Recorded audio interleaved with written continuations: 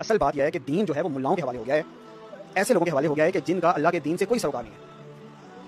یہ کچھ ہائی جیکرز ہیں، جیسے پلین ہائی جیک ہوتا ہے، پلین جا رہا ہے اڑا ہے اور کاکپٹ میں گن پوائنٹ پہ پائلٹ کے اوپر اگر ڈائریکشن چینج کروا دی جائے تو دیکھنے والوں کو تو ایسے نظر آئے گا جہاز اڑا جا رہا ہے، وہی جہاز ہے، لیکن وہ جہاز اپنی ٹریجیکٹری سے، اپنی ڈائریکشن سے ہٹ چکا ہوگا، وہ بالکل اپوزٹ ڈائریکشن میں جا رہا ہوگا، اپنے ڈیمائز کی طرف جا رہا ہوگا، جہاں پہ اس نے لٹنا ہے، جہاں پہ اس کا نقصان ہونا ہے، جہاں سے تباہ۔ یہ معاملہ اس وقت اللہ کے دین کا ہو چکا ہے۔ جتنے بھی یہ ملا ہیں، مولوی ہیں، مفتی بنے ہوئے ہیں، داڑیاں رکھی ہوئی ہیں، پگڑیاں پہنی ہوئی ہیں، مونچھیں صاف کی ہوئی ہیں، پتہ نہیں ایسے ایسے چوغے اور لبادے پہنے ہوئے ہیں کہ لوگوں کو لگتا ہے کہ شاید یہی پائلٹ ہے اس دین کے۔ انہوں نے ہائی جیک کیا ہوا ہے اللہ کے دین کو، اور اصل جو دین کی روح ہے وہ لوگوں سے ہٹ گئی ہے۔ لوگوں کو پتہ ہی نہیں ہے کہ اصل دین کیا ہے۔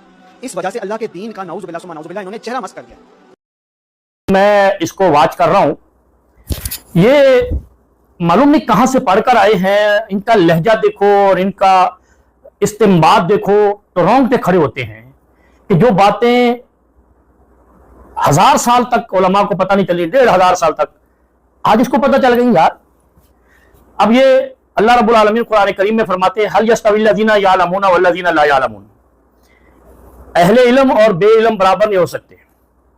پھر اللہ رب العالمین قرآن کریم میں فرماتے ہیں فَاسْأَلُوا أَهْلَ الذِّكْرِ إِن كُنتُمْ لَا تَعْلَمُونَ، یہ ان جیسوں کے لیے تعلیم دی گئی ہے اللہ کی طرف سے کہ اگر تمہیں علم نہیں ہے تو اہل علم سے جا کر پوچھو، سوال کرو۔ اب انہوں نے ایک مثال فٹ کی ہے کہ علماء ہائی جیکر ہو گئے ہیں دین کے۔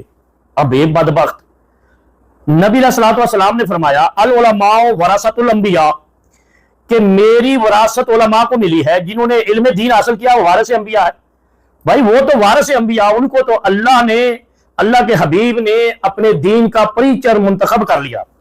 ہائی جیکر تو وہ ہوں گے جو ان سے آ کر بے علمی کے باوجود دھوس اور اپنا نقطہ نظر فٹ کرے گا، جیسے آپ ہیں، جیسے وہ ساحل عدیم ہے، جیسے وہ انجینئر مرزا ہے، جیسے وہ غامدی ایکس وائی زیڈ، جو مطلب آپ جتنے بھی آپ کہہ لیں جو جدید نام سے مفکرین نکلے ہیں، انہوں نے کیا تماشا۔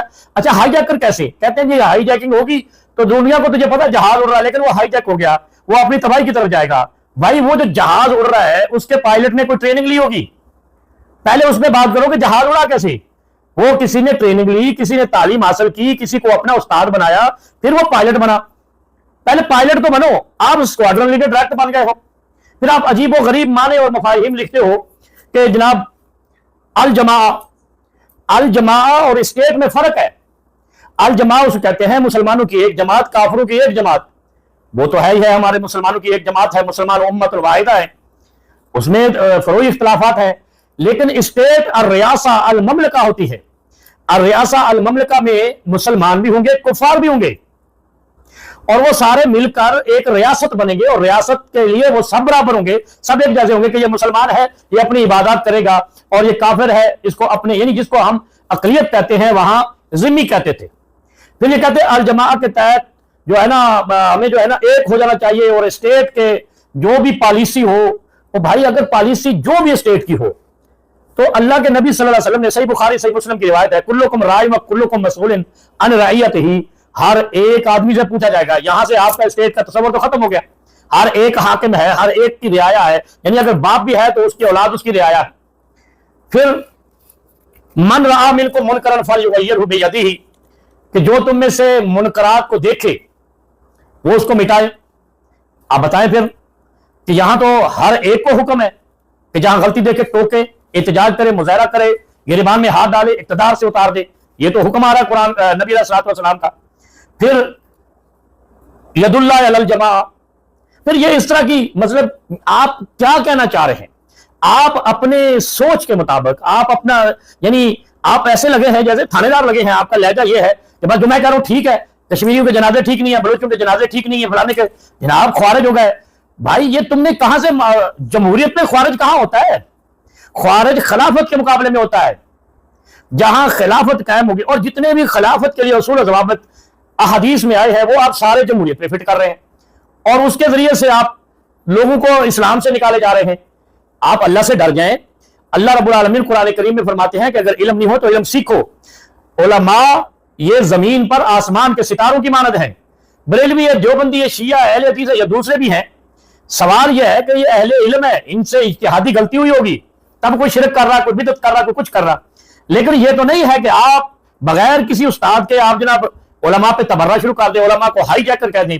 علماء ہائی جیکر نہیں، ہائی جیکر وہ ہیں جو علماء کے بھیس میں آ کر ان سے یہ حق چھین رہے ہیں۔ اور نبی علیہ الصلوۃ والسلام نے فرمایا تھا کہ ایک زمانہ ایسا آئے گا کہ وہاں علم والے کم ہوں گے، خطیب زیادہ ہوں گے. اور وہ آپ نظر آ گیا ہے کہ آپ کو علم پورا ہے نہیں اور آپ خطیب بن کے لوگوں کو گمراہ کیے جا رہے ہیں. لوگوں کو الجماع واٹ از الجماع؟ بھائی جماعت ہوگی اور ایک طرف پارٹی ہوگی، جماعت ہوگی اور وہ جماعت مسلمانوں کی ہوگی یا جماعت کافروں کی ہوگی. اقلیت ہوں گے، ذمہ ہوں گے یا مومن ہوں گے، وہ سارے ریاست کا حصہ ہوں گے. ریاست جو جمہوری بن جائے وہاں کوئی خارج نہیں ہوتا. یہ معنی اپنے دماغ سے نکال دیں.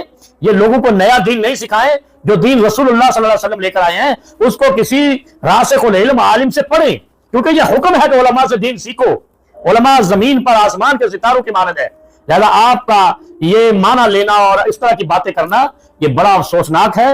آپ امت کے اندر، ملت پاکستان کے اندر انتشار پھیلا رہے ہیں اور خود ہی آپ اسکواڈر لیڈر بن کے لوگوں کو گمراہی کے راستے پہ پہنچا رہے ہیں. اور جو مان خلافت کے لیے ہیں، جو علماء کے لیے، جو یہود و نصارہ کے لیے حکم بیان کیے گئے وہ اس امت پہ فٹ کر رہے ہیں. اتخذوا احبارهم ورهبانهم اربابا من دون اللہ. یہ کون تھے جو حکم بدل دیں شریعت کا؟ کیا مسلمانوں کے کسی بھی فرقے سے تعلق رکھتا ہو کوئی عالم؟ اس نے نماز کا حکم بدلا، اس نے حج کا حکم بدلا، اس نے روزے بدلے، 30 کی بجائے 25 کیے، کسی نے نمازیں 5 کی بجائے 7 کی، تو یہ حکم تو نہیں بدلے. کسی حرام کو حلال کیا، کسی حلال کو حرام کیا. فروئی اختلافات ہیں، کسی کے ہاتھ یہاں باندھنے پہ، کسی کے نیچے باندھنے پہ، کسی پہ رفع جان کرنے پہ، کسی پہ نہیں کرنے پہ. اس میں آخر کسی کو اجتہادی طور پہ غلطی لگی ہے، لیکن اس کا مطلب یہ نہیں ہے کہ وہ ہائی جیکر ہو گیا ہے.